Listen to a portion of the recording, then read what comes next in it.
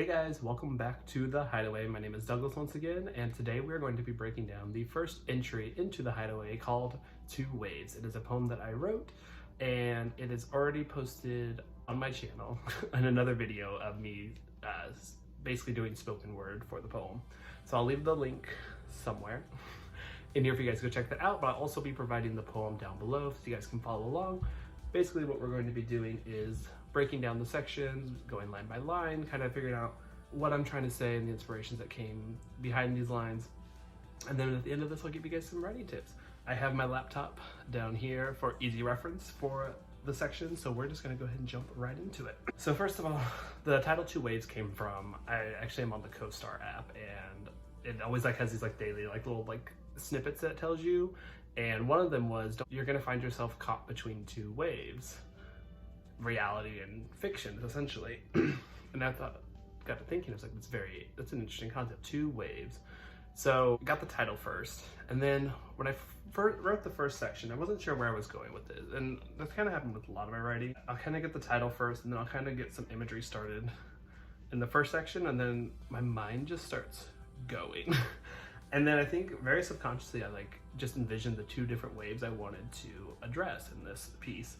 So the two different waves that we are talking about are rage and complacency. More specifically, rage and complacency when it comes to dealing with physical and emotional abuse. Forewarning, some of the images, some of the lines may be triggering for people that have experienced emotional or physical abuse, so I just want to put a forewarning out there. You can read the lyrics before watching this too. Definitely, if that's too much for you guys, please don't listen. So in the first section, the first line and the last line in the first section are very much in the same sentence. Essentially, I just had to build some imagery in the middle. So the first line is paper-mâché cuts against my fingertips, and that's going to allude to the imagery of a crumpled heart on the floor. So essentially, I am holding a broken heart in my hand. It's like a love letter, it's like a love note, and it's just crumpled, and now you're just cutting, and now you're bleeding from it. In the middle, I put more of the wave imagery in there because entitled Two Waves, so of course I wanted to have that ocean imagery. Feels like when loose lips sank the ships, the gossip in the rumors, or even the gaslighting from the abuser, or that's the reason the relationship ended. And then crashing underneath two different waves, gasping for air felt more like a chore I refused to participate in. And that's your first imagery of complacency in that. You've been thrown and battered, and now you're into this storm of a wave, but you'd rather drown. You'd rather drown than fight to breathe because you've endured too much that it's easier just to go. And then of course the last line again is the cliche of a crumpled heart on the concrete floor bleeding out empty promises. Crumpled heart is all those love letters that you've ever written, or love letters just general, just bleeding out ink, blood. The next section is a very interesting section because this is not a piece that I personally relate to. I just wanted to touch on the emotions, and so it has one of my favorite sections. This is one of my favorite sections I've ever written. So the first line is, you wrapped my skull in bandages of bondage and masochism, bludgeoned me into submission, and I fought back. I don't know much about the BDSM community, but what I basically wanted to say here is that this abuser is doing all these harmful, hurtful things to me. In his mind, this is how he shows love, is this physical abuse. Granted, and within the BDSM community, I'm sure obviously it's very much when you're dealing certain punishments or certain actions onto people, it is because that other person has consented to it and they want that, and it's their give and take. But here there's no give and take. It's just he's giving this abuse. And it says I fought back, and that's I feel that ties into more of the rage aspect of it. You're gonna try and beat me into submission, but I'm not taking it. And that again falls into there's no consent there. He is beating me without consent, or contracts, or whatever you want to call it. My favorite line. Right after, and I fought back, my safe word was your name, but you didn't know because you never heard me scream it in bed before. And I find that visual very interesting because obviously it's very intimate and sexual to if you want to you're having this intimate moment in bed with your partner, you want to be able to scream their name in ecstasy or whatever that fantasy or visual is in your head, but you've never been satisfied enough to scream your partner's name. So right after that is, you hit me harder and harder while I begged for each blow to be the last. Fought, but at the same time it was there was no point in fighting, but you were gonna go out with a fight anyway. Like, this section really does kind of go back and forth with rage and complacency, because you're angry and upset, but you're still kind of giving into it and you're ready for the end, essentially. Dying by your hands, what you thought was an act of love, felt like a heroic journey to my end. So it's basically saying, going back to that, your abuser thinks he's doing this out of love and like he's helping you as a person, but it's killing you. And when you become so complacent in someone's abuse, you kind of like, yeah, he's killing me because he loves me, and you're willing to accept that. I didn't mean for this to get so dark in this writing, but like, it's very fascinating, the imagery that you can kind of create in your own head. It's fun. So this next verse, I think third section, deals more along the complacency side. There's less rage involved. So take me out back like a wounded animal, exhausted from life, shovel to my head, shovel to my grave, or shovel for the grave. It's basically saying, like, it's kind of like the next step. So it's like, you've beat me like to my last breath, and now you're taking me out back to finish the job. And very much like the sad imagery of like Lassie, and like you're this person's dog, and like this person's just plaything, and then once he's done with you, he's ready to like take you out back. Shovel to my head, final blow, shovel for the grave. Once you've killed me, you're burying me. Like, it's very, this seems like very straightforward imagery, but it's obviously like no one's actually dying, but like you can see it in your head. Toss the dirt onto my corpse like you tossed me aside once again. And would I be brave enough to rise up again after all the abuse? Again, we're very complacent, because like, can I do this again? And you don't want to, but could, and like you probably could, but would you? And then the next line is kind of like that resolution. It's like, I rose up against you time after time, but now that you've buried me, what's the use? So now it's like, now that you've gotten your last blow, like this is it. Like, this is the death of you, like of yourself that you know. So what's the use of staying up to fight again if it's just you're gonna end up in the same spot? You're already dead in like your mind, and the relationship is dead. Next verse, back into some more rage, which is fun. But I did want to touch on this. Each of the sections kind of feels like the first section, we're obviously introducing it, and it's kind of like the end of the story, like where you sit and you start to reminisce, and then you go through like the phases of what happened. You know, you're looking back, you're heartbroken, you don't have anything, and you're left nothing. And then you go back to like, he was killing you with his love, and then he buried the relationship. We're kind of going back and forth in the narrative, because this, in my mind, this fourth section is kind of like a family dinner because of the imagery that I've written in here.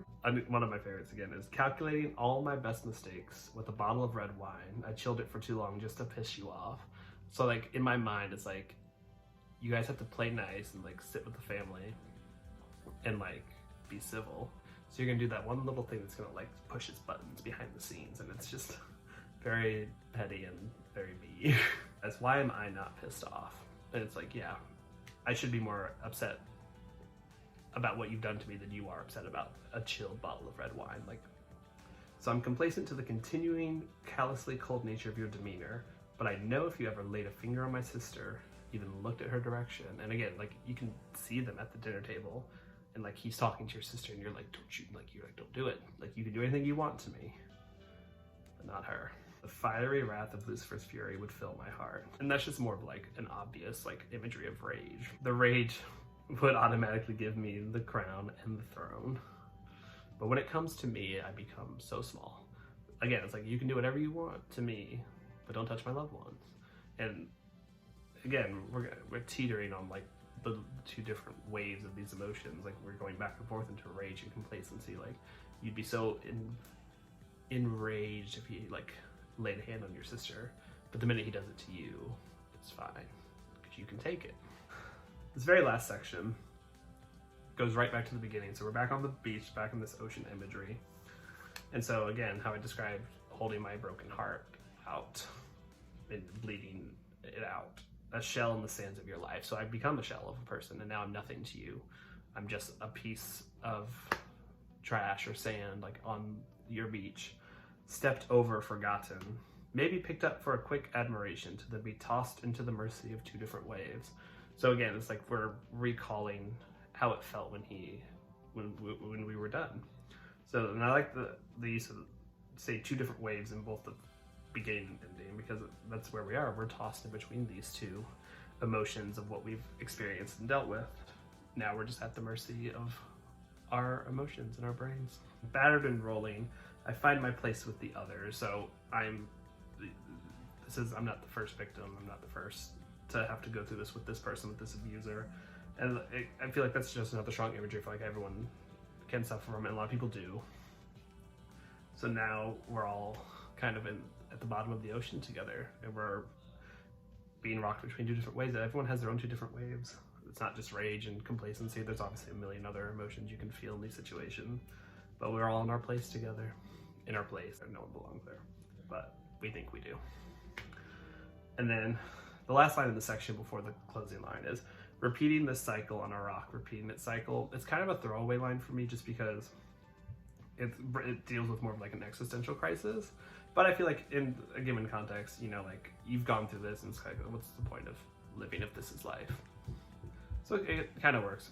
Kind of a throwaway, but I think it still can work if it's explained. And then the very last line, but I still find peace. So I really wanted to end it like that because you now have this imagery of you're at the bottom of the ocean, you're just a shell, and you've been tossed and battered, you're just finding your place at the bottom of the ocean, cold, alone.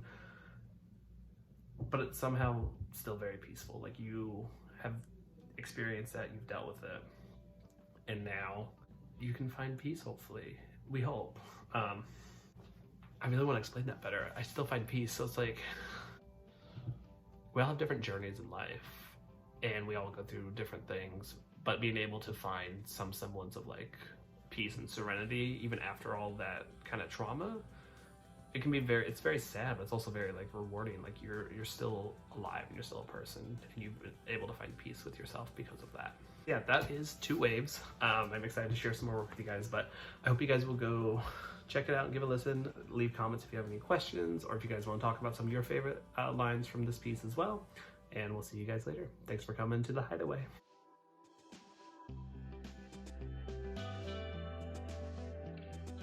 The next line is, I'm complacent to the continuing callously cold nature of your demeanor. Fun writing tip. Alliterations are a great way to stroke pictures into people's brains. At least in what I think. I love alliteration. They just roll off the tongue so nicely, and then you get this crisp image in your head. Excellent. Another fun writing tip, imagery is everything in poetry. If you can paint a picture in someone's head, that's literally what you gotta do. And I think strongest imageries are obviously going to be oceans. Like you have waves, you have the sand, you have shell. Like anything to paint a picture in someone's head is going to get them to connect with it in some sort of way. Always use imagery, and always try and find some fun alliteration to play with.